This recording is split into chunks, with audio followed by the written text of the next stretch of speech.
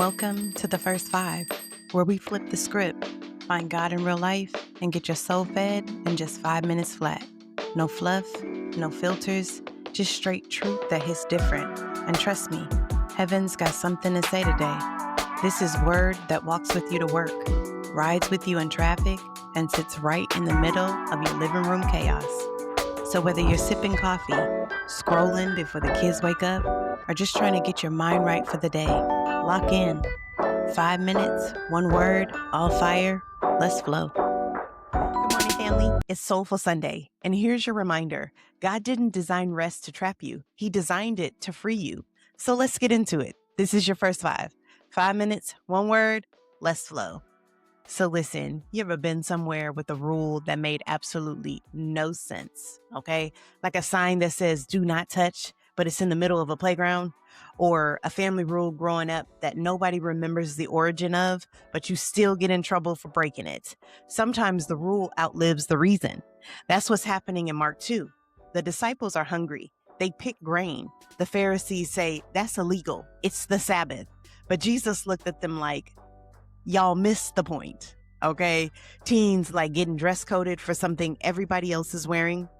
Millennials like HR policies that protect the handbook more than the human.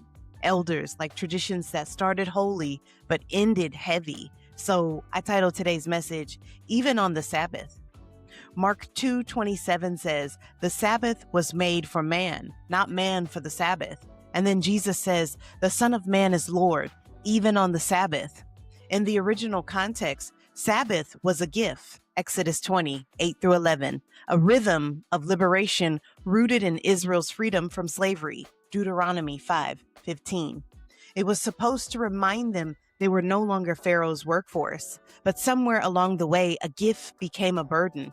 A law meant to free people became a system that controlled them. Sound familiar? Religion without mercy becomes empire. So let's talk truth. Sabbath was a gift of liberation. In Exodus 16, God gives manna and commands rest before Sinai, ever gives law. That means rest precedes regulation.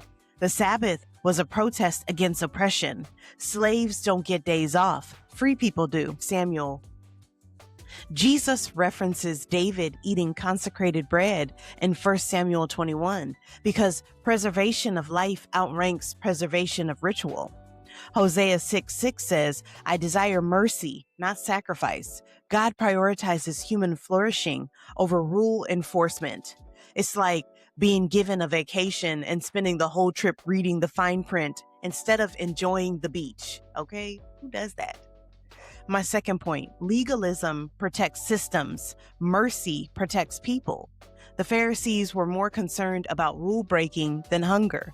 That's what happens when systems matter more than souls. Jesus consistently disrupts this. He heals on the Sabbath, Mark 3:1-6. He defends the bent over woman on the Sabbath, Luke 13:10-17. He says it's lawful to do good on the Sabbath, Matthew 12:12.